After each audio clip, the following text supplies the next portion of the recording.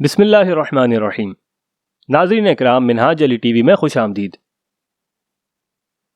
دوستوں، Ertugrul Ghazi drama جہاں مسلمانوں کی بہادری اور شجاعت کی عکاسی کرتا ہے، وہیں دیکھنے والے ناظرین کو ایمان کے جذبے سے بھی سرشار کرتا ہے، اور اس کا اندازہ اس بات سے لگایا جا سکتا ہے کہ حقیقت میں دنیا میں بہت سے ایسے لوگ ہیں جو صرف اس ڈرامے کو دیکھ کر مسلمان ہو رہے ہیں۔ اسی طرح اس ڈرامے میں بھی دکھایا گیا ہے کہ کچھ کافر مسلمانوں کے اچھے رویے کی وجہ سے اسلام قبول کر لیتے ہیں۔ تو آئیے جانتے ہیں ان 5 لوگوں کے بارے میں جنہوں نے اسلام قبول کر کے ارطغرل غازی کا ساتھ دیا۔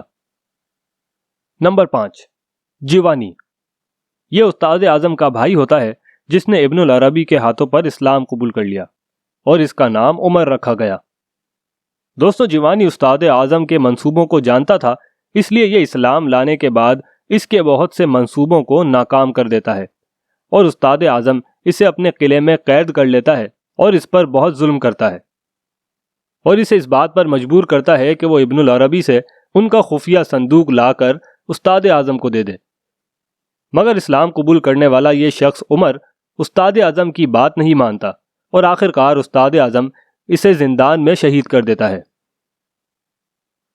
نمبر 4، کلاؤڈیس۔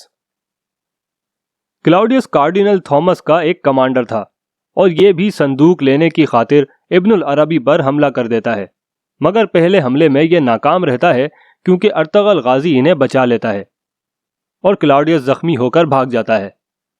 مگر پھر کلاؤڈیس ابن العربی کا پیچھا کرتا ہے اور ان کی باتیں سنتا ہے۔ یہ باتیں اسے اسلام سے متاثر کرتی ہیں اور یہ اسلام قبول کر لیتا ہے، اور ابن العربی اس کا نام عمر رکھتے ہیں۔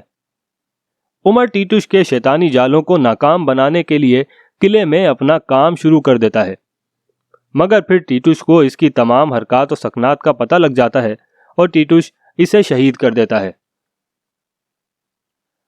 Number 3، Helena. ہیلینا ایک عیسائی گورنر کی بیٹی ہوتی ہے۔ یہ کارا چیسر کا گورنر تھا۔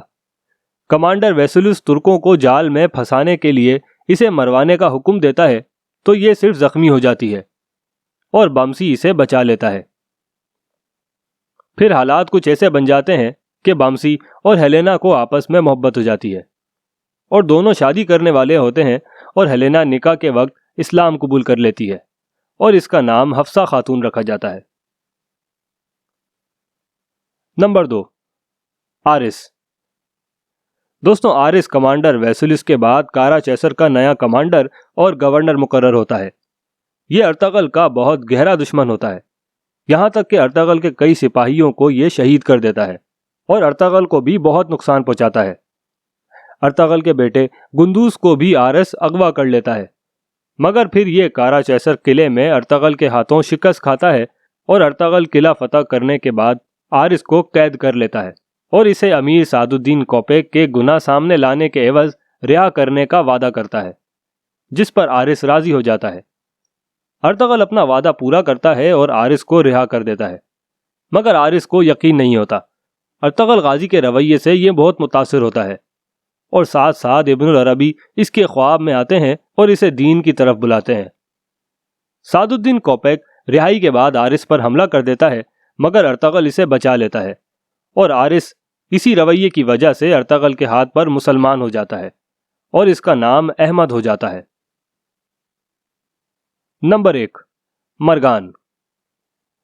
یہ ایک منگول کمانڈر اور نویان کا خاص آدمی ہوتا ہے۔ جب مرگان مرنے والا ہوتا ہے تو سفید داڑھی والے اسے زندہ بچا لیتے ہیں، جس کا ڈرامے میں واضح طور پر کچھ دکھایا نہیں گیا، مگر پھر ارطغرل غازی کو ایک خط کے ذریعے بتایا جاتا ہے کہ مرگان اسلام قبول کر چکا ہے اور مسلمانوں کا ساتھی بن گیا ہے۔ پھر مرگان مسلمانوں کے لیے منگولوں کی جاسوسی شروع کر دیتا ہے اور ارطغرل کی مدد کرتا رہتا ہے۔ مرگان نے بے حد اہم مہمات سر انجام دی، مگر آخر میں مرگان کو بھی شہید کر دیا جاتا ہے۔ دوستوں، ان 5 کرداروں میں سے آپ کو کون سا کردار سب سے زیادہ پسند آیا، ہمیں کمنٹ کر کے ضرور بتائیے گا۔ امید کرتا ہوں کہ یہ ویڈیو آپ کو پسند آئی ہوگی۔ میں ملوں گا آپ سے اگلی ایک اور انٹرسٹنگ ویڈیو میں، جب تک کے لیے اپنا بہت خیال رکھیے گا۔